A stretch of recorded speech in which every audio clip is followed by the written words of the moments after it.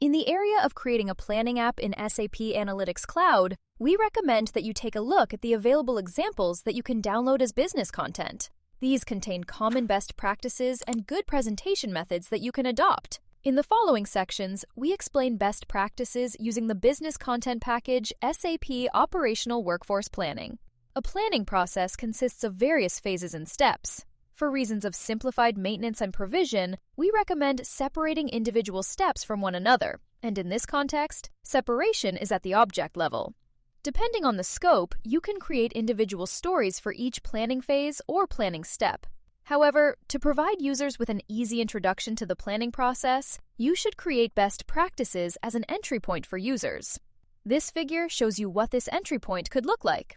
The overview or start page should be structured and not overloaded, and in this example, the most important key figures from human resources are displayed in the form of KPI tiles at the top left. The lower section of the application is divided into 3 visually separate areas.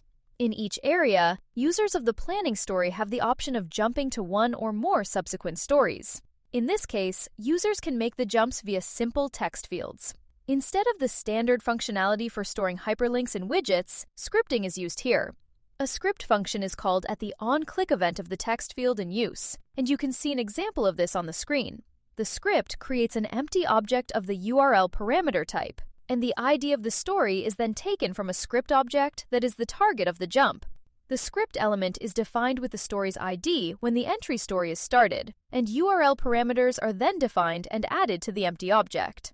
Finally, the target story is opened using the openStory method. The different stories are stored in a folder in the SAP Analytics Cloud file system. This is irrelevant for users, but easier to manage for the administrators of the planning story. To support your users in the planning process, you can implement help functions, some of which are shown in this image.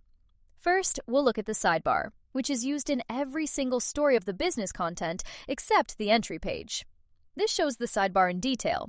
It offers several features, such as filtering and navigation options. You can also jump to external pages from it, for example, to ask a question or read information on the planning process. Planning is also part of the sidebar of the story, and it usually consists of several steps. In the instructions area, you'll find step-by-step instructions for your users, and these ensure that even occasional users have the information they need to carry out the individual planning steps correctly. This shows you the instructions area of the business content. Finally, there are buttons for individual actions. This figure shows the buttons that are used in the application configuration story, which are color-coded green and red to make it clear to users which functions they have. In addition to the step-by-step instructions, a guided process was implemented when creating the business content. After you click the Guide Me button, a pop-up opens and provides you with a focused view of the steps that you can take as the executor of the story. To learn more about SAP, make sure to subscribe to our channel and enable notifications so you never miss a new video.